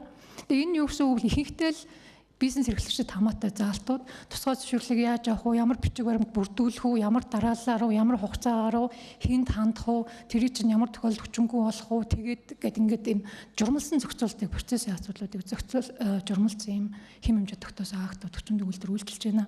Тэгэхээр энэ дээр нэг асуудал нь иргэдийн хурлын шийдвэр мөн бие даасан агентлаг, төв, товчоо, сан гэж нэрлэдэг байгаа байгууллагуудын шийдвэрийг бүртгэдэггүй. Одоо бол энэ засгийн газрын тогтоолоор зохицуулж байгаа учраас тэр хэмжээндээ төрийн захиргааны байгууллагууд, яамд, агентлаг, нутгийн захиргааны байгууллагууд засгийн засаг даргын шийдвэр бүртгүүлэх үүрэг хүлээж байна. А бусад энэ нийтийн захиргааны чиг үүрэг хэрэгжүүлж байгаа байгууллагуудаас гаргаж байгаа нийтэд хамаатай дүрм журам нь бүртгэлгүй, хяналтгүй хэвээр явж байна. Тэгэхээр энэ асуудлыг зохицуулахад захиргааны ерөнхий хууль гэж өнөр баяр зөвлөхийн ерөнхийлөгчөөс санаачилсан хуулийн төсөлд энэ асуудлыг зохицуулахаар цогцороо орсон байгаа. За 3 дахь тэмдэглэх асуудал иргэдийн оролцоо. Иргэдийн оролцоо гэдгийн цаана өнөөдөр бол би бизнес эрхлэгчдийн оролцоог одоо ойлгож байна. Тэгэхээр энэ дээр нэр төдий байдлаар явдаг гэдэг шүүмжил их байдаг. Нэг хилцүүлэг өрнүүлсэн болоод нэг санал авсан болоод эсвэл их давчуу хугацаа тавиад саналаа илэрхийлэх боломжгүй ийм хугацаа өгчөөд тэгээс сүүлд нь санал байсангүй гэдгээр ингэж баталцаан гэдэг ийм шүүмжил хүнлэлийн өрнөдөг. Тэгэхээр энэ хуулийн төсөлд иргэдийн оролцоог хангах боломжтой бүх арга хэрэгсэл байж болох хугацаа хөдөө олон одоо нийслэл хотод ялгаатайгаар ингэж зохицуулж өгсөн байгаа. Нэлээд тодорхой нэг хэсэг, нэг бүлэг болгож асуудлыг оруулсан.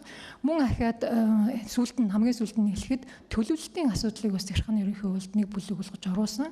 Одоо бид нар мэдж байгаа бүтээн байгуулалт өрнөж гэн гэдэгтэй холбоотой, өрнөж эхэлсэнтэй холбоотой гэр хорооллын барилгачлалт, гэр хорооллыг орон сууцч болох онгоцны бодол барих гэдэг ийм олон асуудлууд явж байна. Энийний цаана нөгөө талд нь дандаа яриад тах хэвээр асуудал нь юу гэхээр магадгүй тухайн орон нутагт оршин суугч иргэдийн эрх эсвэл нутгийн аж сонирхол, байгалийн тэнцэл олон асуудлууд хөндөгддөг. Тэгэхээр энэтэй холбоотой бас иргэдийн оролцоо, сонирхогч талуудын оролцоо, мэргэжлийн холбоотын саналлаа гаргах юм эрхээр хангах боломжийг бас зохицуулсан юм хуулийн төсөл явж байгаа. За анхаарал тавьсанд баярлалаа. За Сүнжид докторт талархал илэрхийлье. За уг нь бол бид нар 3:30 гэхэд дуусах хэвээр нэг тодорхой хэмжээгээр цаг өнгөрчөөд байна. Тийм учраас би өөрийн зүгээс тавих асуултаа энэ удаад орхиод заалнаас саналаа асуулт авъя гэж бодож байна.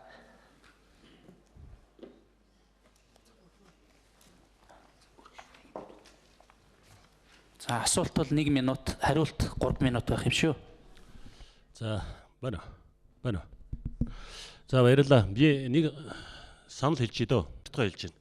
Гэтэ бид нэр энэ хууль тогтоомжийн хууль тогтоомжийн тогтвортой байдлын тухай ярих гэж байна л да. Тэгэхээр бид нар юуны өмнө тогтвортой байх төвшөндөө хурдан очимоор байгаа байхгүй юу? Тэгээс одоо бид нэр ингээд олон түмнээ сонсоод ингээд яваад хахад бид нар хизээч хүрэхгүй. Дахиад энэ сэдв мөнхийн сэдв ингээд жил болгон байнга яриа сууж байна. Тийм учраас энийг яаж хийсэн туршлага байна вэ гэхээр биднэртэй яг адилхан 90-ад оны ихэнх үед яг социалист маягийн эрх зүйн хүний эрхийн хамгаалалтаа социалист маягийн хууль шүүхийн тогтолцоотой бүх стандарт нь Европын тогтолцоонд хүрсэн байна. Энэ яаж тэгэхээр Европын assessment-ийн дагуу л орсон. Европын стандартын дагуу л орсон. Тэгэхээр энэ ертөнцид бол мэдээж яриг бол улс орны өөрөө онцлогоор авч явахдаа нийгмийн эдийн засаг төрийн байгууламжийн тухай хуулиуд байна. энийг мэдээж улс бол өөрийнхөө хийн. Тухайн одоо нийтлэг байх ёстой хууль, тухайлбал банк санхүү даатгал бүх юм ертөнц нэг дүрмээр тогтож компани эрх зүйхэд Монгол бол өөрөө бодож олоод байх шаардлага байхгүй. Компани бол универсал зүйл болсон байхгүй. Энийг бид нэр өөрсдөө судалгаа хийн, олон түмнийг сонсон энэ тэр хууль тогтоомжийн үүрэг сайжруулах юм бол энэ дагуу явах ёстой. Бид нар мэргэжлийн холбоодын тухай ярьж, мэргэжлийн холбоодын тухай ярихдаа бүр мэргэжлийн олон улсын холбоод энэ стандартуудыг тогтоодог болчихсон. Жишээлх юм бол би банкн дээр болохоор Базлийн хороо, даатгалын хороо мөн адилхан. Бүгдүүд ерөөсөө ингэж стандарт тогтсон. Барилгынхан мөн адилхан. Ийм зүйл болсон байхад бид нар бол орчлонгийн хөгжлийн төвшөнд нь хурдан хүрээд тэрэнд нь бид нар харин доктортой байх тухай тэрнээсээ харин буцахгүй байх тухай бодлого ирж хайрцагнаасаа гарч сэтгэл гэж би бодож байна. Энэ мессежийг би энэ юунаас хэлье дээ. Баярлалаа. За санал гэж ойлголоо. Дараагийн хүн маань өөрийгөө танилцуулбал гэсэн байна. Монголын уул уурхай үндэсний ассоциацийн ерөнхийлөгч Алга. Би оргодолтой адилхан бас товчхон санал хэлчихье. Тэгээд панелистийн ярьж байгаа юм дотроос надтай гэдэг юм уу мэргэжлийн холбоотой 3 үг гарч байна. Мэргэжлийн холбоо, лобби, санал. Тэгэхээр мэргэжлийн холбоо гэдэг би юу гэж ойлгож байгаа юм бол тодорхой бүлгүүдийн гишүүнчлэлтэй бүлгүүдийн эрх ашигыг нэгдлээ. Тэрний сонирхол хамгаалах ёстой. Лобби гэдэг нь хууль тогтоох процесс тэр эрх ашигыг яаж одоо тусгах тэр үйл ажиллагааны нэр юм а гэж. Санал гэдэг нь болвол тэр харилцааг зохицуулах гэж байгаа хуулинд ашиг сонирхлынхаа хамгаалж одоо эс хүлээсэн заалтынхаа эсэргүүцсэн үндэслэл гаргаад тэр саналыг гаргаад хэлэлцүүлэх процесс гэж үзэж байна.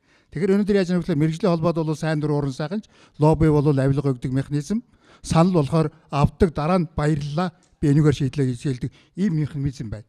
Тэгэхээр энийг өөрчилж ижил бид нар тэр эрх зүйн орчны тогтвортой байдалд очноо. Өөр одоо сонголт байхгүй дэлхийд тэгээд ирсэн юм шүү дээ. Тэгэхээр тэрлүү явахын тулд тэр хуулийн тухай хууль бол хамгийн чухлаа. Тэгээ энд л одоо яг тэр ном дүрмээр нь орцуул явах юм бол энэ тогтвортой байдал хангагдана. Ягаад гэвэл эрх ашигын сонирхол нь одоо нэлээ ойрцсон тохиол тэр хуулийн сайн хэрэгжих учраас тогтвортой байна гэж ойлгож байна. Анхаарал тавьсанд баярлалаа. За баярлалаа.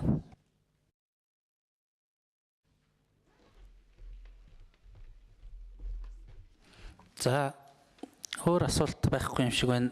Тийм учраас панелистуудаа 1 минутын хэрвээ ямар нэгэн зүйл хэлэх тийм одоо зүйл байвал 1 минутын хугацаанд саналуудлаа хэлээч гэдэг ийм хүсэлтийг хэлмээр байна. За талдаш. Үнэхээр олон нийтийн хэлэлцүүлэг тэр дундаа тодорхой асуудлаар мэргэжлийн төвшөнд шийдвэр гаргах гэж байгаа нөхцөлд бол хэнийг сонсох вэ гэдэг дээр дүрмтэй байх хэрэгтэй юм байна.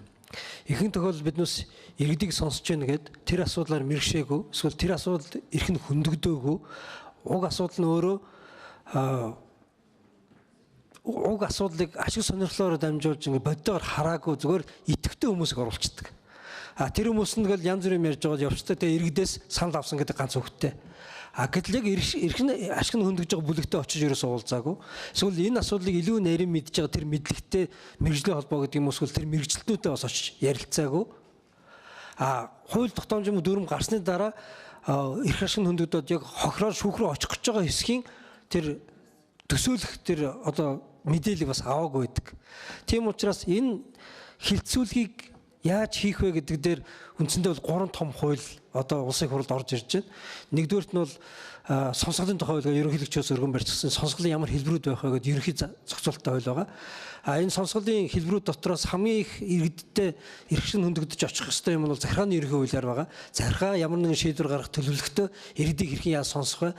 Төлөөллүүдийг яаж авч хилцэх вэ? Саналыг нь яаж тусах вэ гэдэг дээр байж байгаа. Хоёрт нь хуулийн тухай хуулийн дээр хууль тогтоогчид эсвэл хууль боловсруулж байгаа санаачлагчид хууль боловсруулахдаа санаа бодлыг бас яаж тусгаж авах вэ? Хилцүүлэг хэрхэн зохион болгох гэдэг наривчсан зохицуулт байгаа. Тэгээ энэ 3 хууль ингээд зохицоороо улсын хурлаас механизм нэвдэгдэхгүйгээр батлагдах юм бол хилцүүлэгтэй холбоотой, эрдэнэ санаа бодлолтой холбоотой бол иргэдийг оролцуулахтай холбоотой бол нэлээд сайжрах байх гэж харж байгаа. Энэ оролцоо сайжирчих юм бол нөгөө эрсдэлтэй дүрм журм гардаг байдал нь бол багасах байх гэж найдаж байгаа. Баярлалаа. Өнөр хэлцүүлэг. Байхгүй тий. Ер нь одоо ярьдаг хэлдэг нь их болцсон юм чи одоо зөвхөн хийл гэж хэлэх гээд юм л да. Өргөн барьсан хувьдуудаа би одоо батлуулахыг л зорж ин түүнээс ш одоо хурал цуглаан цаас урайлаа зэн тунх чи хэд ихтцээ учраас тэгээд нэмж хэлэх юм алах дөө. За баярлалаа. Хуульч Батбаяр. За би ганцхан санаа хэлье гэж бодож байна л да. Хоёр санаа хэлье гэж бодож байна. Нэгдүгээртэн дээр олон нийтийн оролцоотой холбоотой. Англи үг гэдэг л да too many chefs in the kitchen гэнэ. Хитрхи олон тоогооч галтгаанд ороод нэг хоол хийх юм бол ямар үр дүн гарах вэ те. Тэгээ хэнийг сонсох вэ гэдэг бол айгүй чухал. Тэрэн дээр бол хуулинд бол бас нарийн тэм зохицуулт бол бас байвал зүгээр гэж бодож байна. Тэр хуулийн тухай хуулинд. Хоёр дахь нь бол шүүмж маягийн юм одоо энэ хууль тогтоогч нар өөрсдөө өөрийнхөө одоо мэдлэгтэй бас хаяа эргэлзэж судалгааг хүндэтгэж сурах хэрэгтэй. Тэгэхгүй бол одоо чанартай бол гарахгүй юм л мэл гэж бодож байна. За баярлалаа. За хамгаалагч Сүхбаатар. Миний хувьд бол энэ захиргааны ерөнхий хууль бол тун чухал гэж үзэж байгаа. Сая миний ярьсан дүрм журмууд өөрөө зэгцэндээ орох энэ одоо гол их үүсвэр нь бол энэ хууль л да. Тэгэхээр энэ хуулийг л одоо нэлээд яарвчлах байхаа гэж найдаж байна. Хуульчийн хувьд. За насан билег. За баярлалаа. Өнөр баяр зөвлөх төрөө хэлж байсан асуудлыг шийддэг хуультай болъё гэж тийм ээ. Энэ бол их чухал асуудал гэж би бодож байна. Тэгээд дээр нь хууль одоо тогтвортой байна гэж ярьж байгаа. Хуулийг өөрчлөхгүй байх нь сайн гэж бол би бодохгүй байна. Аливаа хууль бол одоо тухайн нийгмийнхаа, эдийн засгийнхаа, бизнесийнхаа дуу хоолойг сонсдог байх хэвээр тэднийхээ эрх ашигт нийцүүлж тэднийгээ дэмждэг ийм эерэг одоо өөрчлөлтүүдийг тийм ээ хуулиа байжуулаад явахд дэвшилттэй болох ийм зүйлийн одоо ийм төрлийн одоо өөрчлөлтүүдийг бол зоригтой хийж явах ёстой болов уу гэж би бол бодож байна. Тэгээд үнтэй холбогдуулаад хэлэхэд түрүүн би хэлсэн одоо хувь цаг барьцаалах асуудал байгаа. Энэ хөдлөх хөрөнгө болон одоо бит бос хөрөнгийн барьцааны асуудал энэ хууль бол нэлээд олон жил яригдж байна. Энийг жишээлбэл одоо ингээд шийдээ зоригтой шийдээд өгчих юм бол зөвхөн одоо энэ мега төсөл гэхгүй маш олон аж ахуйн нэгжийн тийм ээ үйл ажиллагааг дэмжиж өгөх ийм одоо шийдэл болох юм аа. Тэгэхээр энэ бизнес болон бодит байдал дээр бизнес хийж байгаа хүмүүсийнхаа хэлж ярьж байгаа зүйлийг бас сайн сонсож тэднэр дээр нь тулгуурласан хууль эрх зүйн өөрчлөлтийг хийж байвал их зүгээр гэж би бол бодож байна. Баярлалаа.